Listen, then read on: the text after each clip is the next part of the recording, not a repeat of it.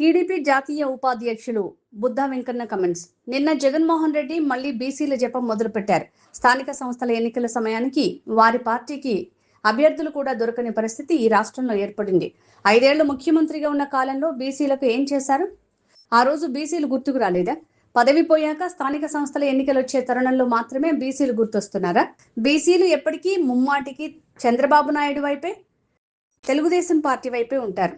మీరు ఎన్ని తలకిందులుగా తపస్సు చేసినా బీసీలు మీ వైపు రావటం అనేది ఒక కళ మాత్రమే.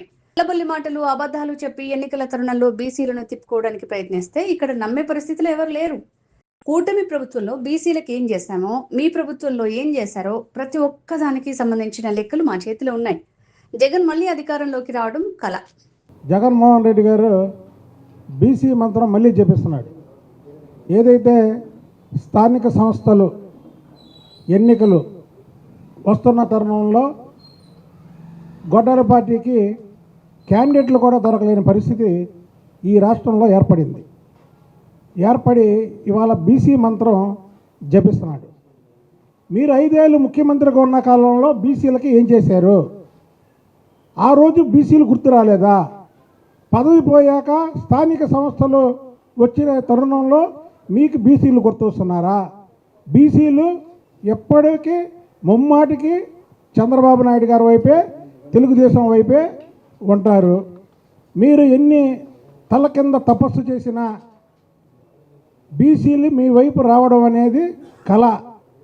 నిన్న మాట్లాడిన మీరు ప్రతి మాట కూడా అబద్ధపు మాటలు. మీ పత్రికలో వచ్చినటువంటి, మీ ఛానల్లో వచ్చినటువంటి ప్రతి మాట కూడా అబద్ధమే. దానికి డిఎస్సి మీద చర్చికి లోకేష్ బాబు గారు పిలిస్తే జగన్మోహన్ రెడ్డి పారిపోయాడు. ఈ బీసీల మీద, బీసీలకి మీ 5 ఏళ్ళు మీరేం చేశారు? చంద్రబాబు నాయుడు గారి హయాంలో మేమేం చేసామో లోకేష్ బాబు గారు బీసీల మీద చర్చకు వస్తాడు. జగన్మోహన్ రెడ్డి సిద్ధమా? నిన్న పెట్టినటువంటి మీరు ప్రెస్ మీట్లో బీసీల గురించి మాట్లాడినటువంటి మాటలు ఏవైతే ఉన్నాయో దాని మీద లోకేష్ బాబు గారు చర్చకు వస్తాడు. చెప్పండి, దాని మీద మీరు రెడీ అండి. అంతేగాని కలబొల్లి మాటలు చెప్పి, అబద్ధాలు చెప్పి ఎన్నికలు వస్తున్న తరుణంలో ఏదో బీసీలని మీ అంట తిప్పుకోవడానికి అబద్ధాలు చెప్తే ఇక్కడ నమ్మే పరిస్థితి ఎవరు లేరు. చంద్రబాబు నాయుడు గారి హయాంలో, కూటమి ప్రభుత్వం హయాంలో బీసీలకు ఏం చేసామో, మీ ప్రభుత్వంలో ఏం చేశారో, మీరేం చేశారో ఇగో లెక్కలతో సహా ఇక్కడ మా చేతిలో ఉన్నాయి. దీని మీద చర్చకు మీరు సిద్ధం కండి. నిన్న మీరు చెప్పారు కదా, మీరేం చేశారో మేమేం చేసామో చెప్తాము. వైసీపీ ప్రభుత్వంలో 34% నుంచి 24%కి కుదించి 16,800 మంది బీసీలకి రాజ్యాంగం బద్ధమైనటువంటి పదవులు దక్కకుండా చేసింది వైసీపీ కదా. అదే టీడీపీ ముఖ్యమంత్రి చంద్రబాబు నాయుడు గారి సారథ్యంలో కూటమి ప్రభుత్వం అధికారంలోకి వచ్చాక బీసీల రిజర్వేషన్లు 34కి పెంచాం. ఇవాళ దీని మీద మీరు మాట్లాడతారేంటి? మీ టైంలో 24.15% మీరు బీసీలకి రిజర్వేషన్లు ఇచ్చారు. మేము 40%, 50% ఇచ్చారంటారేంటి? మేము 4 రాజ్యసభలు ఇచ్చామంటారేంటి? మీరు 4 రాజ్యసభల పేర్లు చెప్పండి. ఒక ఎర్రనాయుడు గారు, ఒక దేవేంద్ర గౌడ్ గారు, ఒక యనమల రామకృష్ణుడు గారు, ఒక చింతకాయల అయ్యన్న పాత్రుడు గారు, ఇలాగ రాష్ట్ర స్థాయి లీడర్లను చేసింది చంద్రబాబు నాయుడు గారు. మీరు ఎవరిని చేశారో చెప్పండి. లోపడేశారు బీసీలు అంటారేంటి? తప్పు చేస్తే లోపడేరా? తప్పు చేయకుండా లోపడేశారుగా. మా అచ్చెన్నాయుడును, కొల్లి రవీందర్ని నా మీద 38 కేసులు పెట్టారు. ఎక్కడ ఏకగ్రీయంగా ఎన్నిక అవడానికి లేదు. ఎవరికి కాపలాకాయండి అన్నాడు జగన్మోహన్ రెడ్డి గారు. మాచర్లో మీరేం చేశారండి? మీ ప్రభుత్వ హయాంలో మీరేం చేశారు? మాచర్లలో ఎవరిని నామినేషన్ వేయకుండా కట్టుదిట్టం చేసి పోలీసులని అడ్డం పెట్టుకొని మొత్తం మీరు ఏకగ్రహంగా ఎన్నుకుంటేనే కదా ఆ రోజు నేను బాగుండవమా అక్కడికి వెళ్తే బీసీని అయినటువంటి నా మీద దాడి చేయించారే. నిన్న మీరు చెప్పినటువంటి ప్రెస్ మీట్లో నా పేరు చెప్పలేదే. నేను బీసీని కాదా? అంటే నా మీద దాడి చేయొచ్చా? తెలుగుదేశం పార్టీ బీసీల మీద దాడి చేయొచ్చు అని మీ రాజ్యాంగంలో, మీ రాజారెడ్డి రాజ్యాంగంలో నేను రాసుందా? చెప్పండి దీనికి సమాధానం. అలాగే రాజకీయ వేదికగా ఒక బీసీ నాయకుడైనటువంటి చెల్లబోయిన వేణుగోపాల్ని మున్సిపల్ ఎన్నికల్లో మోకాలు దండ వేయించాడు అక్కడ వైసీపీ పార్టీ. దాని మీద ఏం యాక్షన్ తీసుకున్నారు మీరు? ఇవాళ బీసీల గురించి మాట్లాడుతున్నారు మీరు. బీసీలకు అధికంగా పదవులు కట్టినటువంటి నాయకుడు చంద్రబాబు నాయుడు గారు. ఒక క్లస్టర్ స్థాయి నాయకురాలు రమాదేవి ఎమ్మెల్సీ పదవి ఇచ్చి గౌరవించాడు. అది చంద్రబాబు నాయుడు గారు. మీరు చెప్పండి పలానోళ్ళకి ఇచ్చామని. మీరు బీసీల్లో పలానా వాళ్ళకి మేము కింద కార్యకర్తను తీసుకొచ్చి ఇచ్చామని చెప్పండి. మీరు నిజంగా కింద కార్యకర్తను తీసుకొచ్చి ఇస్తే మీ పక్కన నుంచుండేవాళ్ళేగా. ఇవాళ మీరు ఇచ్చిన 4 రాజ్యసభల్లో 3 మీ వెనకాతలు లేరంటే మీరు చేసినటువంటి పొరపాట్లు, మీరు చేసినటువంటి తప్పిదాలు, మీకు పరిపాలన రాదనే కదా వాళ్ళు 3 వచ్చేసారు. దాని గురించి మాట్లాడండి. మీరు 4 రాజ్యసభలు ఇచ్చామంటారు. మేము 2 ఏళ్ళు 2కి ఇచ్చాక రాజ్యసభ, దాని గురించి మాట్లాడండి. అలాగే హాస్టళ్ళ గురించి మాట్లాడండి. అసలు మీ ప్రభుత్వంలో హాస్టళ్ళ గురించి పట్టించుకున్న పాపం లేదు. మీరు ఏ హాస్టల్ని పట్టించుకున్నారు? మీ దోపిడీ, మీ దౌర్జన్యాలు, మీరు దోచుకోవడం, మీరు దాచుకోవడం తప్ప ఏ ఒక్క హాస్టల్ అయినా, బీసీ హాస్టల్ కానీ ఎస్సీ హాస్టల్స్ కానీ ఎక్కడైనా మీరు పట్టించుకున్నటువంటి విధానం ఉందా? మేము చేనేత వర్గాలకి, మీరు చేనేత వర్గాన్ని నిర్విరామం చేశారు. మీరు 200 యూనిట్లు ఇస్తే మేము 500 యూనిట్లకు పెంచాం. అలాగే సంవత్సరానికి 25,000 రూపాయలు చొప్పున వాళ్ళకి ఆదాయం కల్పిస్తున్నాం. మీరేమి ఇచ్చారు వాళ్ళకి చెప్పండి. దీని మీద చర్చకొస్తారా? అలాగే మత్స్యకారులు, మీరు చేపల వేట నిషేధ కాలంలో వాళ్ళకి కేవలం 10,000 రూపాయలే ఇచ్చేవాళ్ళు.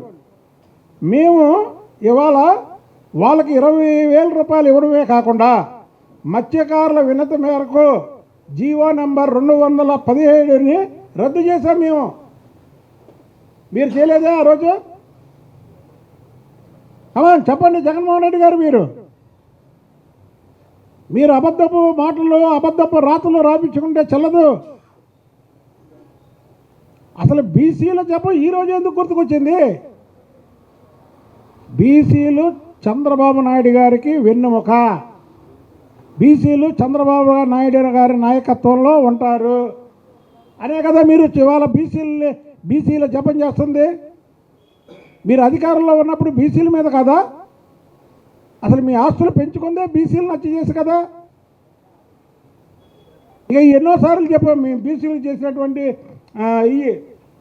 అలా బీసీ భవనాలు, మీ హయాంలో నిర్లక్ష్యానికి గురైనటువంటి బీసీ భవనాలు, కర్నూలు, ఏలూరు, నెల్లూరు బీసీ భవనాలని మంజూరు చేశాం. అలాగే రాష్ట్ర వ్యాప్తంగా 7 కోట్లతో నిర్మిస్తున్నాం. 10 కోట్లతో 48 బీసీ కమ్యూనిటీ హాస్టల్లో నిర్మిస్తున్నాం. మీరు చెప్పండి, బీసీలకి మీరు ఏం ఎలాగబెట్టారు? బీసీలకి మేము ఏం చేశారు? మీరు బీసీలకి అది ఇచ్చేసాం అంటున్నారు కదా, ఏం చేశారు చెప్పండి? కేవలం స్థానిక సంస్థల ఎన్నికల దృష్టిలో పెట్టుకొని జగన్మోహన్ రెడ్డి బీసీ మంత్రం జపిస్తున్నాడు. తల కిందలుగా తపస్సు చేసిన బీసీలు జగన్మోహన్ రెడ్డి మాటలు నమ్మరు.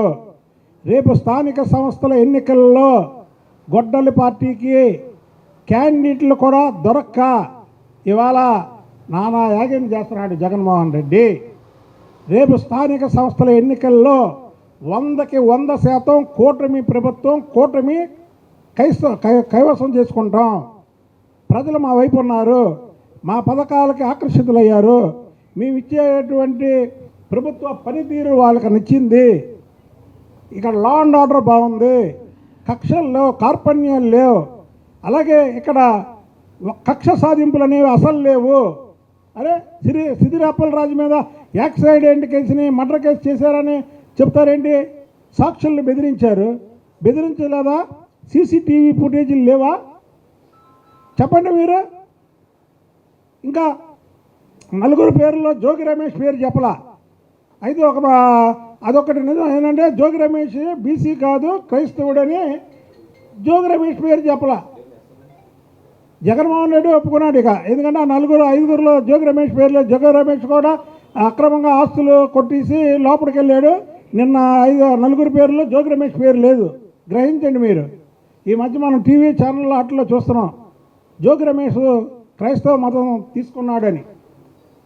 అందుకే జోగి రమేష్ని బీసీల్లో కలపకుండా వీళ్ళు నలుగురు పేర్లే చెప్పాడు. అదొకటి సంతోషించాల్సినటువంటి విషయం. అయితే మిగతా అన్నీ పచ్చి అబద్ధాలు.